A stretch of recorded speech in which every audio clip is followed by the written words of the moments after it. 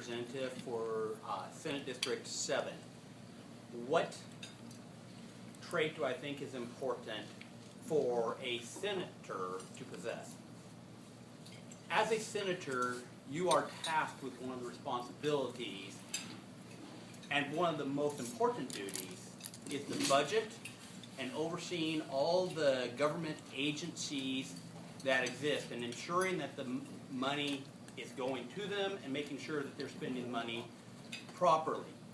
So just giving them, or giving the government, 519 government agencies their money and not following up and making sure that they're being held accountable is an important thing that every senator needs to do, and it's something that I believe that is lacking in Sacramento at this time, that the Senate is just writing checks and is not spending the time holding them accountable, the government accountable for how they spend our money. As a attorney, I have had the ability to do a lot of negotiations, and that, as a negotiator, one of the things that we like to tell our clients is sometimes the best settlement is one where both parties leave unhappy. And we have had such an imbalance in the state that we need people in office who are willing to get in there, negotiate, make the hard decisions, and be willing to hold the government bureaucracies accountable. So that is what I believe I bring to the table, and why one of the strong suits that I have running for the 7th Senatorial District. Good morning, everybody. Thank you for inviting us. And indeed, this is the most important thing you can do as an American citizen, is to vote and listen to, I know it's painful sometimes, listen to us candidates. I think two of the things that are most important to be successful as a candidate are being deeply invested in your community, knowing your community. I've lived in the East Bay for almost 40 years. I've owned 2 landmark restaurants in the East Bay. I've done consulting for the owner of this restaurant over the years. I've been active in my community in Concord. I've been in the Chamber of Commerce for over 30 years. I've been in the Contra Costa Council from the same period of time. Before I was in politics, I was active in those organizations and others. I raised 2 young men, participated in their growing up, and supported Little League and soccer. I've been involved before elected office in something called the Concord Redevelopment Advisory Committee. I was on the Planning Commission in Concord. I was actually asked to apply for that by the Chamber of Commerce. And then I ran for the City Council, was elected the first time I ran, was mayor of the City of Concord. And I was actually appointed to replace Sonny McPeak on the Board of Supervisors by Pete Wilson when I was a registered Republican. I was then subsequently re-elected 3 times, and elected to the Assembly, and now elected to the State Senate. I'm running for my second last term under term limits in the State Senate. In the State Senate, I am chair of the Senate Transportation and Housing Committee, and I also chair a fiscal committee, the Budget Fiscal Review Committee on Health and Human Services, which is the 2nd largest part of the state's budget. So I think being invested in the community is important to be successful in knowing your community and then listening to your community. And I've made a practice in all those offices and as a business owner to listen to my customers, my clients, and my constituents. We've held literally hundreds and thousands of mobile district office hours with town halls, and we're always accessible. So I think those 2 things are very important. All right. Next question for Mr. DeSaulnier to start. 2 minutes each. Politics in the United States have become extremely polarized over the last few years. Do you think that in California the redistricting proposition passed by California voters will help reduce the problem, and if not, is there a solution?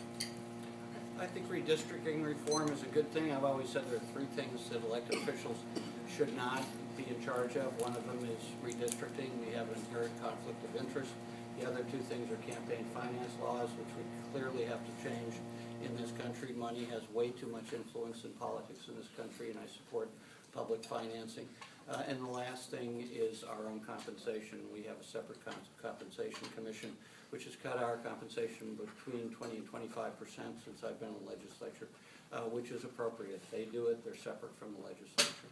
So I think those things are important. Redistricting, whether it will actually bring more moderate, more conciliatory, more compromise, I don't know. I will say that while we are very polarized, I work closely with the minority. There are 25 Democrats out of the 40 members in the state Senate right now.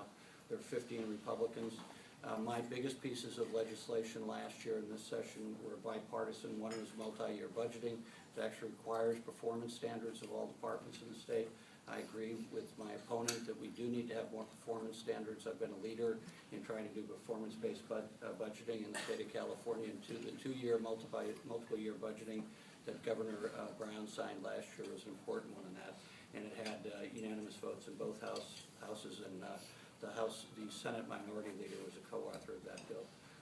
So, and another bill I did that was very important was changing the corporate structure so that corporations and corporate officers aren't completely liable for just returning maximum return on investment, that they also can have other social responsibilities, which is the first law of its type in the country, and has actually brought more venture capital into the state because more people want to invest in California in long-term, particularly renewable investment. So I think it's important to work together, and I have. I hate to break it to you, but there's nothing new under the sun. If you go back and read the Madison Papers and the contentions that happened when our country was founded at the United States Constitution, there was the Federalists and the Anti-Federalists, and they fought all summer in Philadelphia. Go to the 1800s, we had dueling where people actually shot each other over politics. It's been a few years since we've actually shot each other over politics, but politics by its very nature is contingent.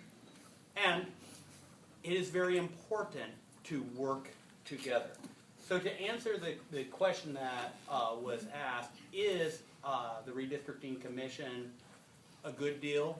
I would tend to agree that it was ultimately a good thing to try to take out of the politicians' hands, although it does seem that even the best intentions, there were still plenty of politics that were played in the redistricting process, and maybe we need to look at making it even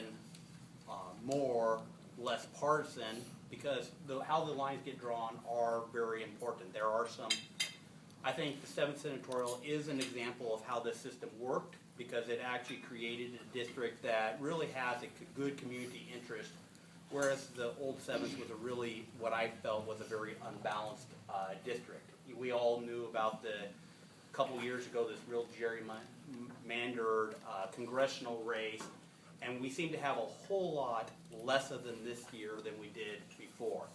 So it is important that there is a battle for ideas, but it is important at the end of the day that the people can get together, our senators and our assemblies, and actually work across the aisle